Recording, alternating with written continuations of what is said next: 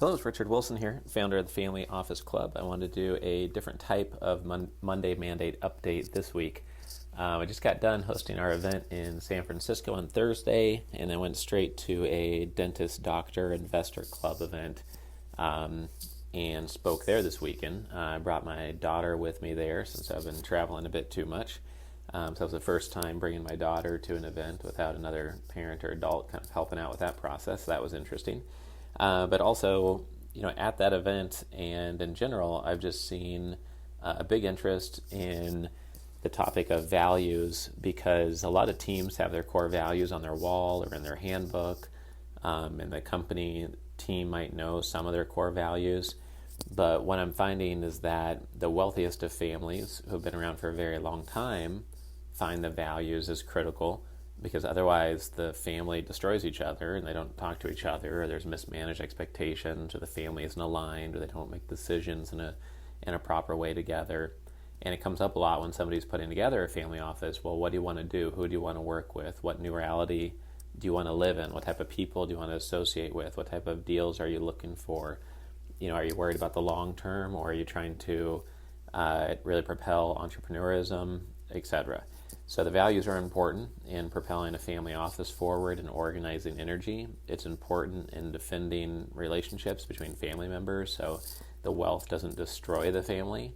And if you don't have the right values and communication, then really you can destroy the wealth, and not just the relationships, but the wealth can be destroyed because the family members aren't talking to each other about their priorities. They aren't working as a team. They aren't choosing service providers for the right reasons. They aren't selecting investments with the most proper, effective process as possible. And so what's most interesting about all of this is that everyone knows that the most important thing in a company is the team. Everyone knows that teams and companies should have a good culture and that great values can drive a team forward. Everyone agrees on that, but very few ultra-wealthy families have their values documented. And if we think that values can propel forward a company's culture, then why do we not spend more time as individual business people and as members of a family or leaders of a family, have our values really repeated and documented at the family level, not just for the ultra wealthy, but the mass affluent, the high net worth, the normal individuals who might not even be high net worth? Why should every family not have their values? And just like in the Boy Scouts, have the kids in the family repeat the values, know the values. When you think about it logically, most people agree that it can propel results. It can propel wealth and help you be more successful. It doesn't cost anything to have these values in place. It can help bring up higher character children. It can help remind yourself as guardrails of decision making throughout the day to have these top of mind. I know I print out my daily goals on a project management software every day and have them printed out on my desk, but I've got weekly goals written out, monthly goals, quarterly goals, annual goals, long-term goals. But I don't have my values except for my team's values in front of me too often. So this is something that I put together recently with my wife and I, and we're still tweaking them, but the top 11 values we came up with were healthy. I found this on the web. Healthy. There's my Apple Watch chiming in there, so sorry about that.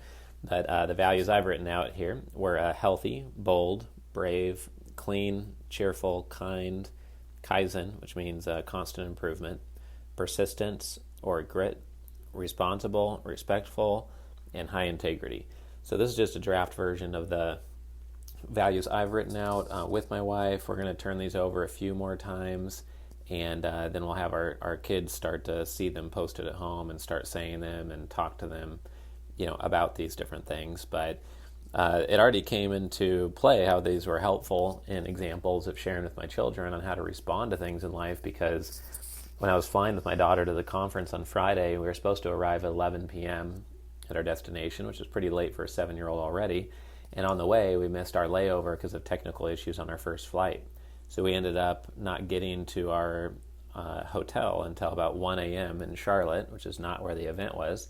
And that's a late night. We had to wait out in the cold for a shuttle to the airport, and it wasn't the most enjoyable experience in the world. But once we had figured out there was no hope in getting to the destination that night, what are you going to do? You might as well try to make the best of it and just, accept the reality and get to the hotel and get as much sleep as you can before the early flight the next day. So that brought up, the topic of being cheerful or being kind, because in the line next to us, talking to the airline agents, there was people yelling at the agents. There was a few people crying. You would have thought there was multiple deaths had occurred, and it was really a missed airplane connection. I'm sure some people missed some important life events, but what are you going to do when it's out of your control? So that was something to talk to the 7-year-old about. It's just an example of how these values, I think, could be helpful. So I just wanted to share that because it's been coming up in my talks a little bit more recently. And when I talk about 30 things during the day, or when I talk about 5 things in a talk, and one of them is on this topic of values and having them for your family and repeating them and memorizing them for your family, etc., it tends to get more traction and more interest than some of the things I talk about related to direct investments or deal flow origination or setting up a family office in general, etc. So that's why I'm sharing that here today. Hope that's useful to at least one person out there listening. If you want to check out what the Family Office Club's all about, or shake hands at one of our events coming up, which is pretty much every week the next several weeks, then please check out familyoffices.com. Take care.